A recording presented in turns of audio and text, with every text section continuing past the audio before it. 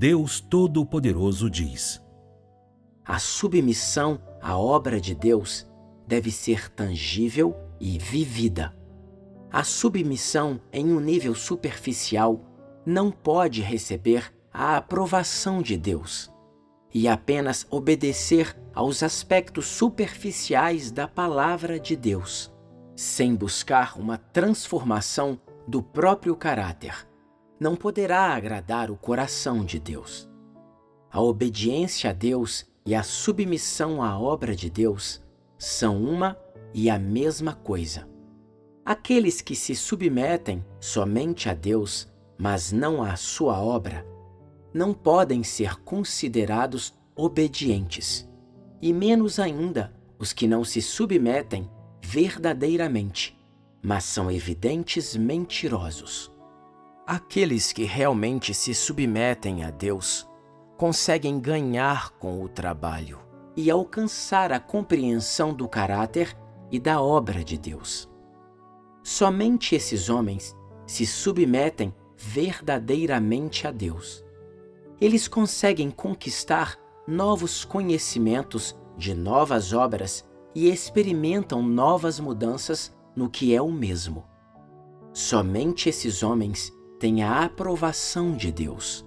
Somente esse tipo de homem é aperfeiçoado, aquele que sofreu a transformação de seu caráter. Os que recebem a aprovação de Deus são aqueles que se submetem com prazer a Deus, a sua palavra e a sua obra. Somente esse tipo de homem está correto. Somente esse tipo de homem deseja Deus sinceramente e busca Deus sinceramente. Amém. Graças a Deus. Graças a Deus.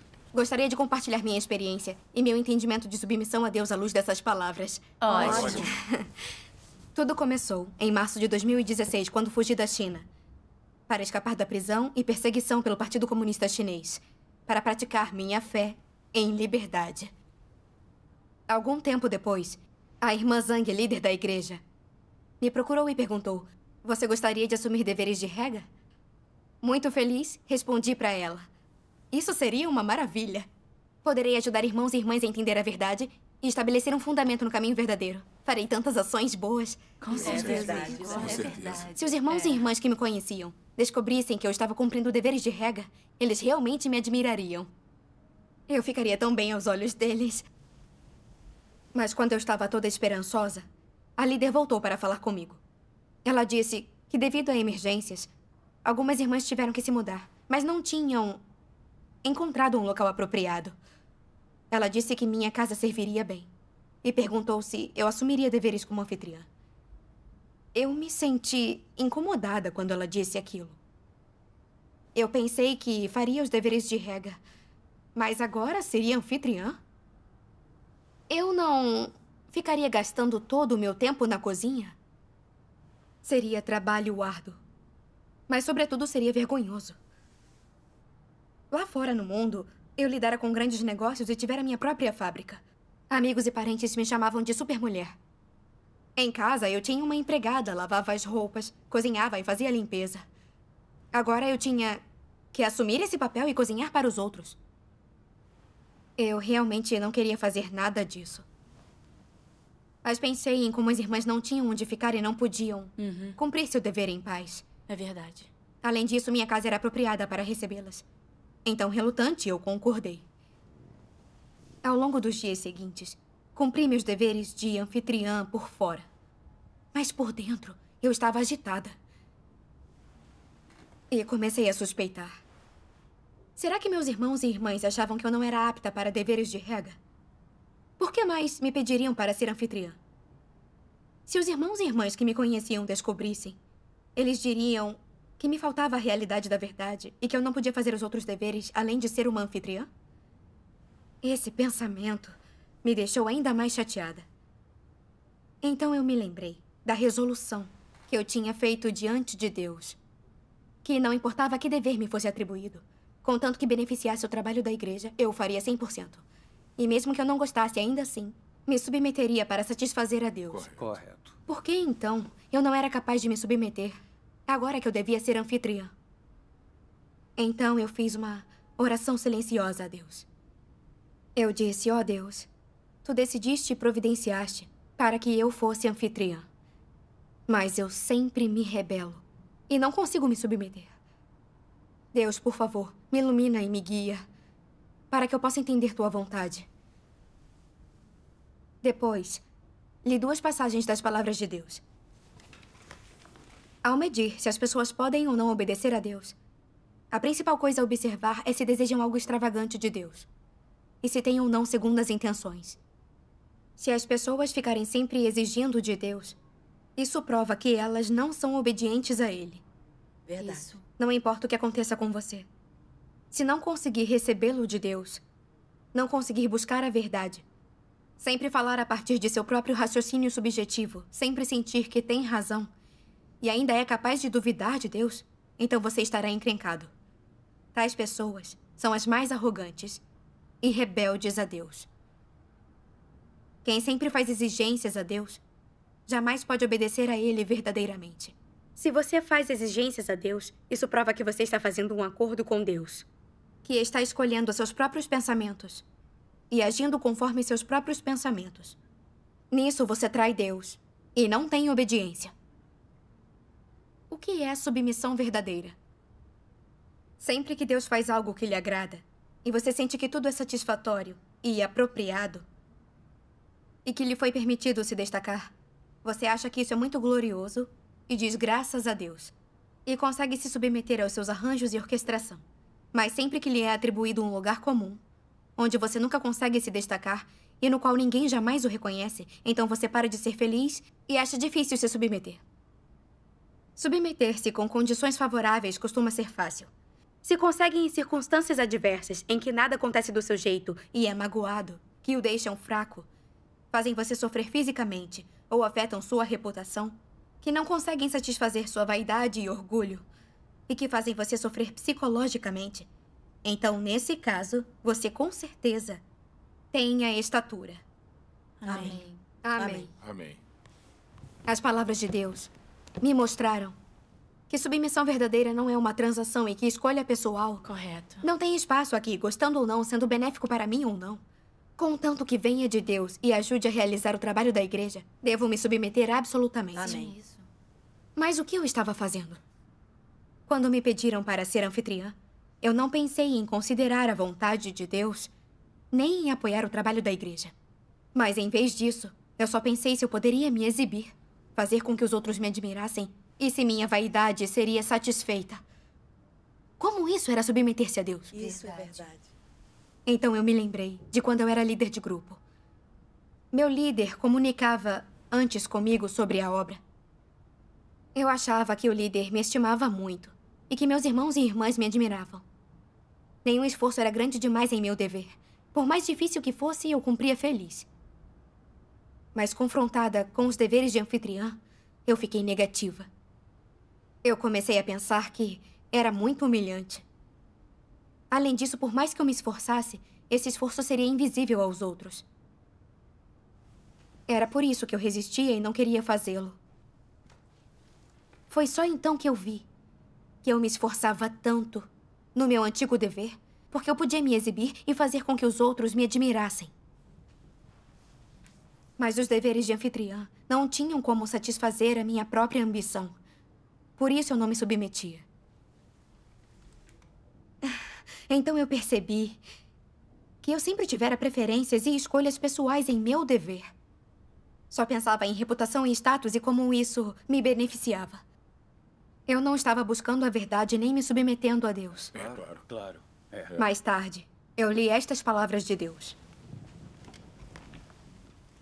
Os capazes de pôr a verdade em prática podem aceitar o escrutínio de Deus em suas ações. Quando você aceita o escrutínio de Deus, seu coração está correto. Se faz as coisas só para os outros verem e não aceita o escrutínio de Deus, você tem Deus no seu coração? Pessoas assim não têm um coração temente a Deus. Não faça as coisas sempre pelo seu bem. Nem considere sempre os interesses próprios. Não considere seu status, sua honra ou reputação. Não considere os interesses das pessoas. Considere primeiro os interesses da casa de Deus. E faça disso a sua maior prioridade. Considere a vontade de Deus. Comece contemplando se tem sido impuro no cumprimento de seu dever. Se fez de tudo para ser leal, completar suas responsabilidades e deu tudo de si. E se você pensou de todo o coração ou não sobre seu dever e a obra da casa de Deus. Você precisa pensar nessas coisas. Amém. Amém. Considere-as com frequência e será fácil desempenhar bem o seu dever. Amém. Amém. Encontrei uma senda de prática nas palavras de Deus. Tive que aceitar o escrutínio de Deus em meu dever. Sim. Ter um coração que teme a Deus. Ser capaz de abrir mão de ganho pessoal e apenas fazer o que realmente beneficiasse a igreja. Amém. É isso mesmo. Quando entendi a vontade de Deus, eu fiz esta oração. Ó Deus, estou disposta a aceitar teu escrutínio. Não me concentrarei no que os outros pensam de mim. Só quero me submeter aos teus arranjos e cumprir meu dever de anfitriã. Amém. Amém. Nos dias seguintes, minhas irmãs da igreja sabiam que eu chegara em outro país e que era difícil para eu fazer compras. Assim, arrumaram tempo para comprar as coisas essenciais comigo. Elas estavam realmente ocupadas com seus deveres, mas sempre que podiam me ajudavam com as tarefas domésticas. Graças a Deus. Sempre que tinham um problema, elas me falavam das palavras de Deus e de suas próprias experiências para me ajudar e apoiar. Graças Isso a é Deus. verdade. Nenhuma das irmãs me olhava com desprezo ou me evitava por eu ser anfitriã. Eu vinha a entender que não existe alto ou baixo quando cumprimos deveres com irmãos e irmãs. Certo. Nós apenas cumprimos nossos deveres e obrigações diante de Deus. Amém. Amém. Graças a Deus. Depois dessa experiência, pensei que eu fosse capaz de me submeter um pouco em meu dever. Mas como eu não tinha um entendimento real da minha natureza e essência, eu ainda não tinha desistido completamente da minha busca por fama e status. Fui exposta de novo assim que apareceu uma situação que não me agradou. Algum tempo depois, a líder da igreja me ligou, dizendo que a irmã Zul estava ocupada pregando o evangelho. E ela me perguntou se eu poderia tirar metade dos dias de sábado para cuidar da filha da irmã Zul. Imediatamente eu fui contra essa ideia de ser babá. Eu costumava estar tão ocupada com o meu negócio que nem cuidava dos meus próprios filhos. Cuidar dos filhos de outras pessoas me transformaria em babá. O que os irmãos e irmãs que me conheciam pensariam se descobrissem? Como eu poderia mostrar meu rosto? Mas pensei sobre as dificuldades reais da irmã Zul. E sabia que se eu não ajudasse, isso recairia sobre a minha consciência. Refleti sobre isso por um tempo e então concordei. Na tarde daquele sábado, fui até a casa da irmã Zul. Eu mal consegui chegar até o fim da tarde, quando a criança, de repente, começou a chorar e a gritar pela mãe. E eu não consegui acalmá-la. Procurei por toda parte alguma coisa que pudesse deixá-la feliz. Contei histórias e passei desenhos na TV. E então ela finalmente parou de chorar. A caminho de casa, eu pensei, cuidar de crianças é tão difícil. Além de exaustivo, é humilhante e ignorado. Quanto mais pensava, mais aflita ficava. Quando cheguei em casa, vi as irmãs conversando felizes sobre as recompensas e experiências que ganharam com seus deveres. Eu fiquei com inveja e me senti muito frustrada. Eu pensei, quando eu serei capaz de fazer deveres de rega como as minhas irmãs? Nesse dever em que estou agora, eu lavo panelas e pratos ou cuido de criancinhas. Que verdades posso ganhar disso? As pessoas dirão que eu não tenho a realidade da verdade, que eu só posso fazer trabalhos de serviçal. Esse pensamento me deixou ainda mais chateada. Naquela noite, me revirei na cama, incapaz de fechar um olho. Então fui para diante de Deus, para orar. Eu disse, ó Deus, estou tão chateada neste momento. Sempre quero deveres que me destaquem para que me admirem. Ó Deus, sei que essa busca é contrária à tua vontade. Mas é tão difícil me submeter. Deus, por favor, me guia e me orienta. E me ajuda a conhecer a mim mesma. para que eu possa deixar para trás esse estado errado. Então, li algumas das palavras de Deus. O caráter corrupto do homem se esconde em cada pensamento e ideia, dentro dos motivos por trás de cada ação. Ele se esconde em cada ponto de vista que o homem tem sobre algo e em cada opinião, entendimento, ponto de vista e desejo que ele tem em sua abordagem a tudo que Deus faz. Fica escondido dentro dessas coisas. Um caráter satânico corrupto está enraizado profundamente nas pessoas. Torna-se a vida delas. O que exatamente as pessoas buscam e desejam ganhar? Sob a força impulsora de um caráter satânico corrupto, quais são os ideais, as esperanças, as ambições, os objetivos e as direções na vida das pessoas? Não são contrários às coisas positivas? Em primeiro lugar, as pessoas sempre querem ter renome ou ser celebridades. Desejam ficar famosas, ter prestígio e honrar seus ancestrais. São coisas positivas mesmo? Elas não estão alinhadas às coisas positivas de modo algum. Além disso, elas vão contra a lei de Deus de ter domínio sobre a sina da humanidade. Por que eu diria isso? Que tipo de pessoa Deus quer? Ele quer uma pessoa grandiosa, uma celebridade, alguém nobre ou de grande impacto? Não. Então, qual é o tipo de pessoa que Deus quer? Ele quer uma pessoa estável, que busque ser uma criatura qualificada de Deus, que possa cumprir o dever de uma criatura e limitar-se ao lugar de um humano. O que, então, um caráter satânico corrupto traz para as pessoas? Oposição a Deus. O que resulta da oposição das pessoas a Deus? Dor. Dor, isso é destruição. Dor não é a metade disso. O que você vê bem diante de seus olhos é dor, negatividade e fraqueza, e a resistência e queixas. Que resultado essas coisas vão trazer? Vão trazer aniquilação. Isso não é coisa pequena. E não é brincadeira. Amém. Após ler as palavras de julgamento e revelação, eu fiquei muito envergonhada. Comecei a refletir sobre mim mesma. Por que nunca consigo me submeter às situações que Deus arranja? Por que não estou disposta a fazer esses deveres que parecem insignificantes? Sinto como se os outros me menosprezassem por fazê-los. Como se eu fosse inferior. Não consigo manter minha cabeça erguida e me sinto inútil. Sinto que só vale a pena fazer deveres nos quais eu me destaco e conquisto a admiração e a estima dos outros. Enquanto refletia sobre esses pensamentos, descobri que ainda era controlada pelo desejo de fama e status. Eu vivia sob venenos satânicos. A árvore vive da casca, o homem das aparências. Um homem deixa seu legado, o ganso deixa seu rosnado. E o homem luta para subir, a água flui para baixo. Sim. Esses venenos haviam criado raízes dentro de mim e se tornado minha vida há muito tempo.